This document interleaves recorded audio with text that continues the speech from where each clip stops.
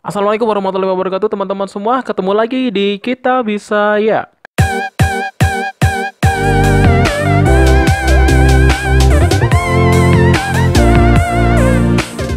Baik teman-teman semua, gimana kabarnya hari ini? Alhamdulillah sehat ya. Kali ini ketemu lagi untuk formasi guru SD dan juga PGSD untuk materi Bahasa Indonesia yang sempat beberapa hari lalu telah kepending lah ibaratnya, karena banyak banget dari permintaan-permintaan dari teman-teman yang minta dibahas ya. Tapi nggak apa-apa, dan kali ini kita kembali lagi untuk membahas tentang formasi guru SD atau PGSD. Oke teman-teman semua, jadi kali ini kita masuk ke pembahasan jenis paragraf ya, karena FR-nya itu membahas tentang jenis paragraf juga ya. Jadi kita akan membahas tentang paragraf persuasi, argumentasi, eksposisi, deskripsi, dan juga narasi. Nah, buat teman-teman yang pengaturannya belum diatur supaya nggak ngeblank ya, nggak ngeblank, biar nggak ngeblur ya, kayak gini caranya. Jadi teman-teman ketika sudah masuk ke YouTube, jadi klik tanda titik 3 yang di sampingnya silang ini ya, kemudian pilih kualitas video. Nah, setelah masuk ke kualitas video nanti akan muncul 144, 240, 360, 480 dan 720. Nah, silakan teman-teman pilih yang 360, 480 atau 720 supaya biasa kelihatan jelas ya. Nah, setelah kalian atur kayak gitu, nanti insya Allah nggak ngeblur lagi ya. Buat kalian yang baru gabung, jangan lupa untuk klik tombol subscribe, juga klik tombol loncengnya, dan juga share ke teman-teman kalian kalau memang video ini bermanfaat ya. Oke, langsung aja daripada kelamaan, nanti intronya kelamaan, kita langsung aja masuk ke pembahasan. Yang keempat ya, kita akan membahas, karena ini part 4, jadi kita membahas tentang FR yang keempat, itu paragraf persuasi, argumentasi, eksposisi, deskripsi, dan juga narasi. Ini dalam untuk guru SD materi bahasa Indonesia ya. Oke, langsung kita masuk ke pembahasan. Jadi paragraf argumentasi ya, paragraf argumentasi itu berarti yang paling gampang adalah dia itu ciri-ciri paragrafnya berupa pandangan ataupun pendapat ya, ataupun keyakinan sang penulis. Jadi ini kalau argumen, yang nama argumen ya, pokoknya seperti itu. Kemudian yang nama argumen itu nanti akan dilengkapi dengan data-data faktual. Jadi ada data faktual yang digunakan untuk meyakinkan para pembaca. Kemudian nanti dalam argumentasi ini juga memberikan atau menganalisa sebuah analogi ya, analogi, jadi menghubung-hubungkan sesuatu seperti itu. Kemudian yang keempat itu diakhiri dengan kesimpulan yang berupa pendapat yang lebih luas, bukan merupakan penegasan ulang dari topik utama.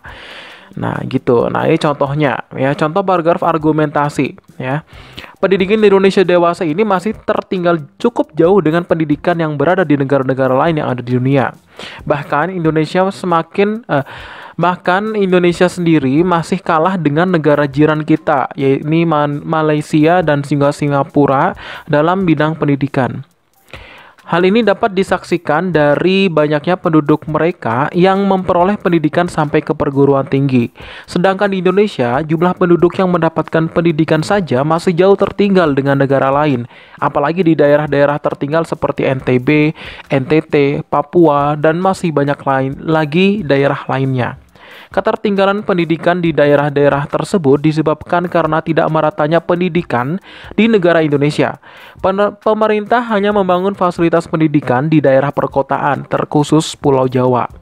Tidak hanya itu, terbatasnya jumlah guru yang ada di daerah tersebut juga ikut menciptakan semakin jauhnya akses pendidikan yang ada di daerah. Akhirnya, pendidikan di Indonesia tidak merata serta cenderung tertinggal, sehingga belum mampu untuk bersaing dengan negara lain yang ada di dunia.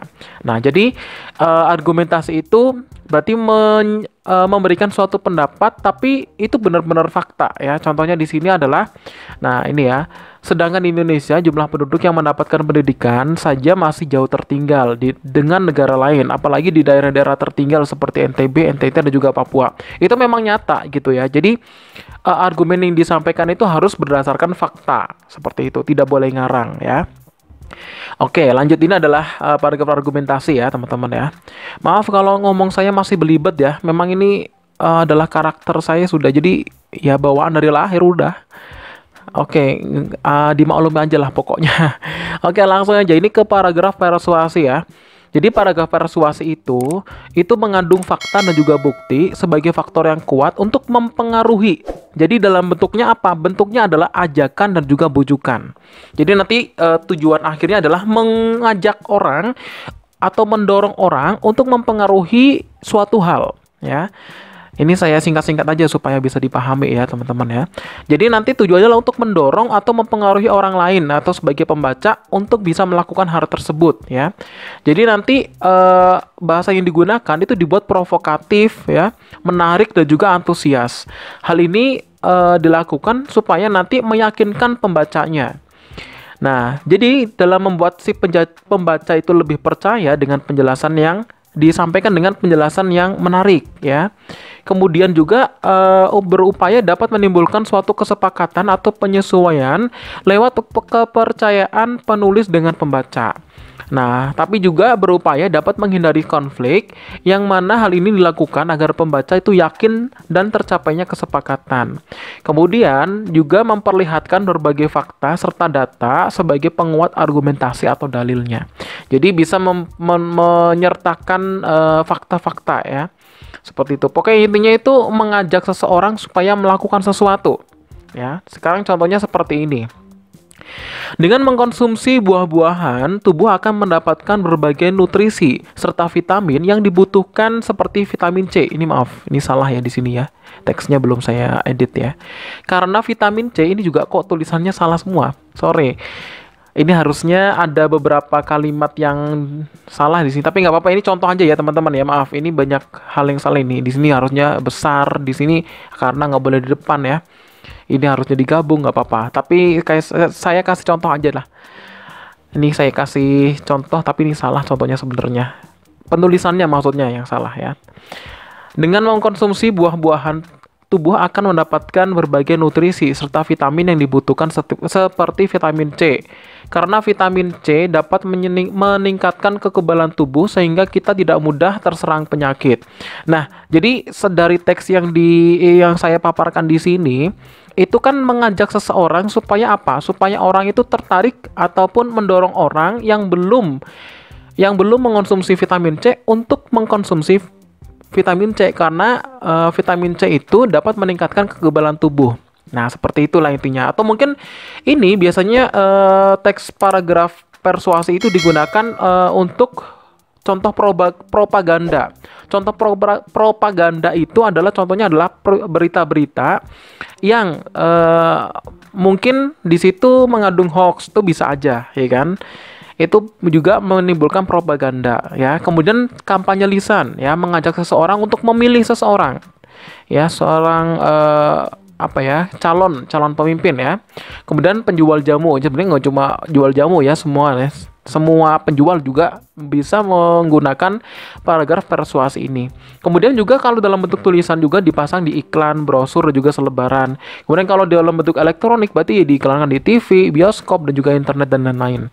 Gitu ya teman-teman ya. Pokoknya ini intinya kalau yang sering kita lihat itu adalah paragraf yang mengajak seseorang untuk melakukan sesuatu atau mendorong sesuatu.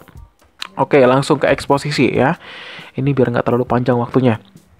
Jadi eksposisi ini itu adalah, ini saya cari di Google Translate ya, nggak apa-apa ya. Artinya adalah expose, artinya menelanjangi, maaf ini vulgar banget bahasanya. Memaparkan, membuka, menampakkan, dan juga memamerkan. Jadi eksposisi ini itu biasanya mengandung penjelasan-penjelasan atau explanation ya, atau information atau informasi ataupun pengetahuan yang berhubungan dengan topik yang ingin penulis sampaikan dalam bentuk tulisan. Jadi di sini lebih ke informatif ya.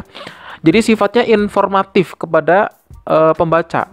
Jadi paragraf eksposisi itu memiliki tujuan utama yang sifatnya informasi, sehingga dia juga bersifat objektif dan juga netral. Nah, ini yang perlu digarisbawahi teman-teman ya. Kemudian, nah ini di akhir ya. Seorang penulis yang membuat teks eksposisi atau paragraf exposition yang baik adalah mengandung pertanyaan apa, mengapa, siapa, di mana, kapan, bagaimana ya. Jadi di sini mengandung 5W dan 1H. Karena ini mengandung informasi yang bisa dipetik oleh pembacanya. Contoh, ya. Ini ada di sini ada beberapa macam contoh paragraf eksposisi ya teman-teman ya. Ada eksposisi definisi, eksposisi proses, klasifikasi, ilustrasi atau perumpamaan, kemudian perbandingan, kemudian juga laporan. Nah, contoh yang saya ambil adalah eksposisi definisi. Majas adalah gaya bahasa yang sering dipakai dalam tulisan ataupun perkataan dalam bentuk lisan yang memberikan efek hidup terhadap yang disampaikan tersebut. Penggunaan majas sering kita temui dalam buku cerita, karangan, dan juga tulisan-tulisan lainnya, terutama tulisan yang bernilai sastra. Majas dapat menjadi label bagi penulis tertentu sehingga kita dapat langsung mengenali bahwa penulis tulisan tersebut adalah orang yang dimaksud. Terdapat 3 macam majas, yaitu majas perbandingan, majas pertentangan, dan juga majas sindiran. Nah, ini contoh aja teman-teman ya. Jadi di sini adalah karena ini menjelaskan suatu definisi, berarti ini memberikan informasi tentang apa itu majas. Seperti itu. Bisa dipahami ya teman-teman ya. Oke, lanjut. Kita masuk ke paragraf deskripsi. Jadi paragraf deskripsi atau paragraf deskriptif itu adalah jenis karangan yang berisi penggambaran atau perincian suatu objek yang sedang didiskusikan. Pada dasarnya, paragraf jenis ini memiliki ciri-ciri berupa penggambaran atau pelukisan objek seperti manusia, benda, tempat, peristiwa yang dapat dilihat, didengar, dan juga dirasakan oleh indera manusia. Ingat di sini ya. Kata kunci adalah dapat dilihat, didengar, dan juga dirasakan oleh indera manusia. Jadi kita seolah-olah ketika kita membaca itu, kita tahu fisiknya seperti apa, ataupun tempatnya seperti apa, atau bendanya seperti apa, itu ya. Oke, di sini adalah menjelaskan ciri-ciri seperti warna, ukuran, bentuk, keadaan suatu objek secara terperinci. Nah, contoh. Ketika aku datang ke rumahnya waktu pagi itu, aku rasakan kenyamanan di setiap penjuru ruangan. Nampak bersih dan rapi oleh sentuhan seorang wanita. Di salah satu penjuru rumah, aku melihat bunga matahari mekar sempurna. Ini juga teksnya juga ada yang harusnya saya tambahkan tadi ya. Kemudian, kelopak bunga mekar dengan warna hijau dan kuning yang memikat hati. Ia bergoyang menari di tiup silirnya angin pagi. Nah, di sini itu menceritakan keadaan sekitar ya. Kita bisa melihat bunga di situ. Kita bisa melihat sesuatu yang bersih dan juga rapi di situ. Jadi, kita seolah-olah bisa melihat, kita bisa merasakan ya. Itu namanya deskripsi.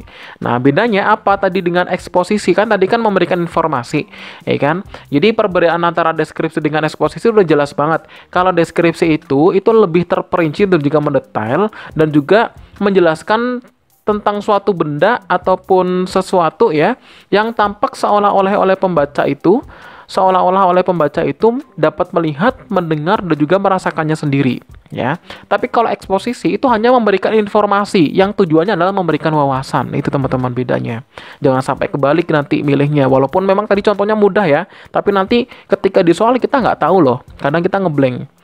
Oke. Yang terakhir adalah paragraf narasi teman-teman ya. Jadi ciri-ciri paragraf narasi ini itu adalah kita masuk ke definisi dulu. Narasi merupakan jenis pengembangan paragraf pada sebuah tulisan yang rangkaian peristiwanya dari waktu ke waktu dijabarkan dengan urutan awal, tengah, dan juga akhir. Berarti nanti di sini itu adalah menceritakan suatu peristiwa kejadian. Nah, di satu kejadian di sini teman-teman ya. Jadi nanti ada alur ceritanya bagaimana, kemudian tokohnya, settingnya, dan juga konfliknya dan segala macam. Jadi nanti untuk paragraf narasi sendiri ini tidak memiliki kalimat utama ya teman-teman ya. Jadi hanya menceritakan sesuatu ya. Mungkin nanti di situ bisa menyebutkan nama tokoh, itu yang paling gampang ya. Yang paling gampang itu menyebutkan nama tokoh, entah itu aku, entah itu dia, entah itu nama orang. Nah, contohnya seperti ini. Aku adalah salah satu murid dari sekolah favorit di kotaku. Setiap hari jadwalku di sekolah sangat padat. Bel masuk di sekolahku memang baru masuk pukul 7. Tapi ku biasakan setiap hari untuk bangun pagi pukul 4 agar tidak tergesa-gesa. Setelah bangun, biasanya aku akan langsung mengambil air wudhu untuk sholat subuh. Tak lupa, aku menata buku sesuai mata pelajaran hari ini. Ku sempatkan juga mengecek beberapa buku kalau ada PR yang belum aku kerjakan. Ini teksnya banyak yang salah, tadi nggak aku cek dulu nih ya. Dia menerjang Raden Prakoso. Ini beda wacana ya teman-teman ya. Ini beda teks ya. Jadi beda paragraf. Beda tema juga. Dia menerjang Raden Perkoso tepat di dadanya. Raden Perkoso pun terpental dan pedangnya jatuh ke tanah. Dengan cepat, Raden Perkoso bangkit dan mengambil pedangnya kembali. Pertarungan antara dua patih terhebat itu kembali berlangsung. Mereka saling serang selama 2 hari 2 malam hingga akhirnya Patih Gajah Mada memenangkan pertarungan itu dan Patih Raden Perkoso tewas. Nah, ini kan menceritakan seseorang, ya kan? Kalau ini menceritakan tentang aku. Seperti itulah paragrafnya. Oke, sekarang kita latihan ya teman-teman ya. Nanti tinggal jawab nih, masuk ke paragraf apa.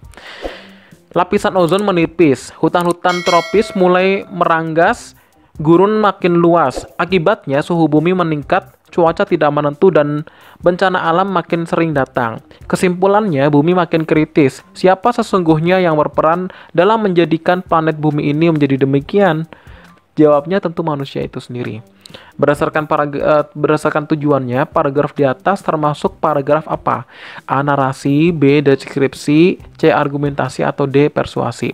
Ini soalnya saya ambil dari https://efriantazahra.blogspot.com ya. Oke teman-teman, silakan dijawab.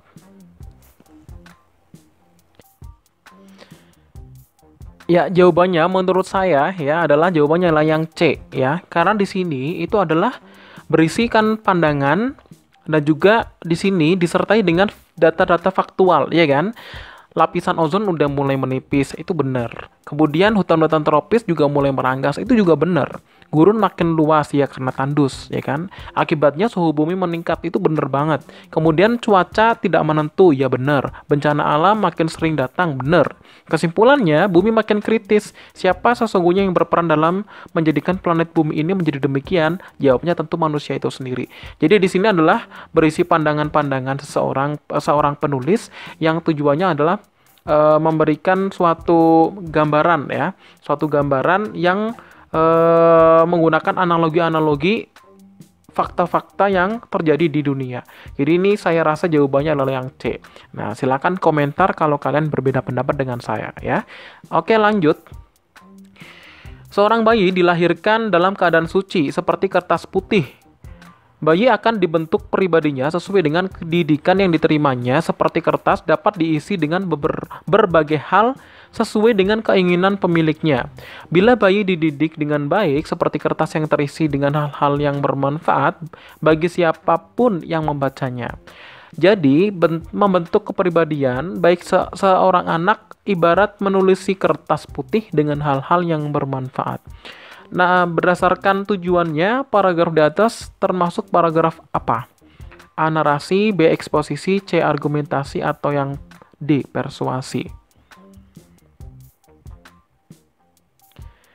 Ya, ini jawabannya saya adalah yang B ya, explanation ataupun berupa informasi ya.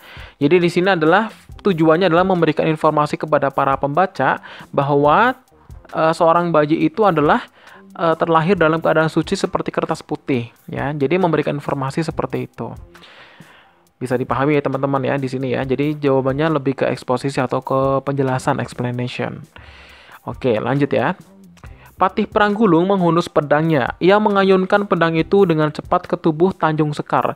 Tapi aneh, sebelum mengenai tubuh Tanjung Sekar, pedang itu jatuh ke tanah. Patih Pranggulung memungut pedang dan membacokkan lagi ke tubuh Tanjung Sekar.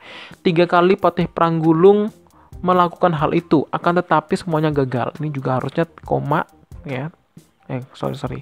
Akan tetapi koma gitu maksudnya. Berdasarkan tujuannya, paragraf di atas termasuk paragraf apa? A. Narasi, B. Eksposisi, C. Argumentasi, atau D. Persuasi. Ini udah kelihatan ya. Ya, jawabannya adalah yang A ya, narasi. Karena di sini adalah terdapat tokoh ya, tokoh menceritakan tentang suatu tokoh, kemudian juga ada alurnya, kemudian settingnya gitu ya, dan juga konflik. Oke, berarti jawabannya adalah yang A. Oke teman-teman ya, mungkin itu dulu cukup untuk ini kita lanjut di part 5 besok. Oleh karena itu jangan sampai ketinggalan ya teman-teman ya. Kita besok ketemu lagi di channel yang sama, Kitab Yesaya. Buat kalian yang baru gabung, silahkan klik tombol subscribe supaya nanti dapat notifikasi terbaru tentang soal yang terbaru akan aku upload ya. Dan saya juga minta maaf, pokoknya beribu-ribu minta maaf. Ini lidah saya udah nggak bisa diapa-apain karena ini saya ngomongnya udah kayak gini caranya ya. Tapi saya berusaha untuk bisa lebih lebih bisa nggak belibet aja kalau ngomong ya. Tapi itu agak-agak sulit juga ya. Lidahnya ini kecepit-cepit mulu. Oke, buat teman-teman yang belum klik tombol subscribe, silahkan klik dulu, klik tombol subscribe-nya terlebih dahulu, dan juga jangan lupa untuk klik tombol loncengnya. Itu penting banget loh, tombol loncengnya, supaya nanti kalian tuh tahu notifikasi terbaru aku ya. Kemudian share juga ke teman-teman kalian kalau memang video ini bermanfaat. Terima kasih. Ketemu lagi di part 5 dengan judul ide pokok dan juga tema puisi ya. Terima kasih. Assalamualaikum warahmatullahi wabarakatuh.